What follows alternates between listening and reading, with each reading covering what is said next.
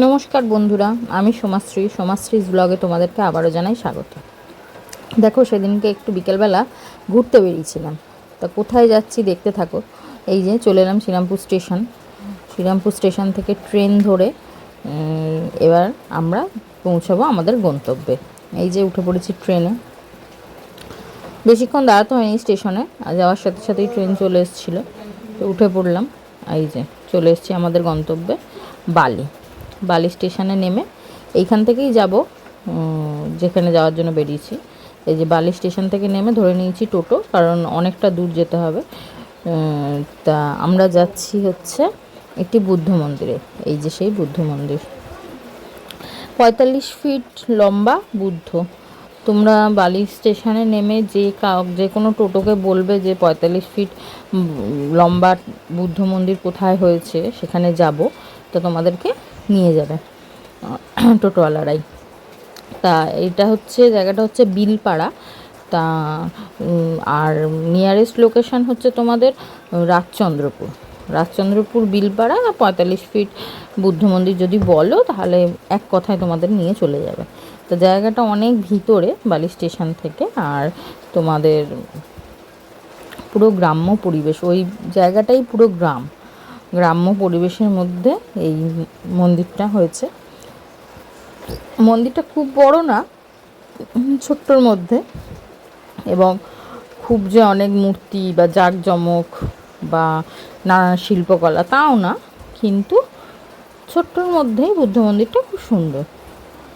আর ভিডিওতে হয়তো বোঝা যাচ্ছে না যে কত বড় মুখটা, ফোনেতে বোঝাতে পারছি না, কিন্তু যে মূর্তিটা রয়েছে সেটাও অনেক বড়, যেরকম বললাম তোমাদের 45 ফিট। আর যে মুখটা করা রয়েছে বুদ্ধের, সেটাও অনেকটাই বড়, সামনে থেকে দেখলে বুঝতে পারবে। এই যে নানান রকম দেয়ালে কারুকার্য করে খোদাই করে তৈরি করা, এই যে মাটির মূর্তি তৈরি করা, এগুলো সব গ্লাস দিয়ে উপরটা কভার করা রয়েছে, যাতে কেউ ধরতে টরতে না পারে, ধুলো ময়লা যাতে না পড়ে, যেহেতু ওপেন মন্দিরটা পুরো, সেই জন্য। তো দেখো কত সুন্দর, এত সুন্দর মানে কাজগুলো করা, পুরো দেখে তোমাদের মনে হবে কি অরিজিনাল মানুষ মনে হয় বসে আছে, কিন্তু তা না, মাটি দিয়ে তৈরি, কিন্তু এত সুন্দরই মানে কারুকার্য, পুরো মনে হবে অরিজিনাল মানুষকেই মনে হয় দেখছো। তো এইখান থেকে আমরা বেরিয়ে পাশ দিয়ে রাস্তা আছে, সেইখান দিয়ে চলে গেলাম ওপরে রয়েছে ওই বড় বুদ্ধের মূর্তিটা, যেটাতেই আমার মনে হয় মেনলি এদের পুজোটা হয়, কারণ ওখানেই দেখলাম ঠাকুরকে যে খেতে দেওয়ার থালা গ্লাস ওইগুলো রয়েছে, তারপরে ধূপ দেওয়া রয়েছে, ধূপদানি রয়েছে। তো ওই বুদ্ধ মূর্তিটাতেই মনে হয় এদের মেন পুজোটা হয়। এই যে সিঁড়ি দিয়ে ওপরে উঠে যাচ্ছি, ওপরে সেকেন্ড ফ্লোরে রয়েছে ওই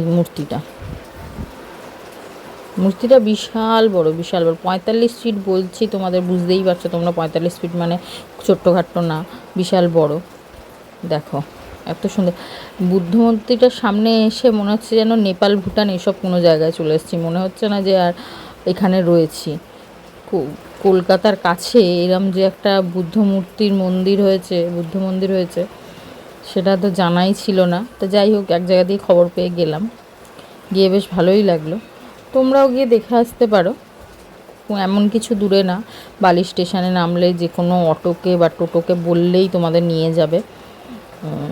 তবে হ্যাঁ, একটা কথা বলি, তোমাদের টোটো রিজার্ভ করে যেতে হবে, কারণ ফেরার পথে কিন্তু কোনো টোটো পাবে না, ওখান থেকে কোনো টোটো চলে না, যেহেতু অনেকটা ভিতরে। তো যাই হোক, দেখতে থাকো বাকিটুকু। আর কেমন লাগছে আমার ভিডিও অবশ্যই জানিও, ভালো লাগলে সাবস্ক্রাইব করো, বেল আইকনটা প্রেস করে দিও, যাতে আমার প্রত্যেকটা ভিডিওর নোটিফিকেশান তোমাদের কাছে পৌঁছে যায়। ভালো থেকো সবাই, আর আমার পাশে থেকো। আজকের মতন আসছি, টাটা।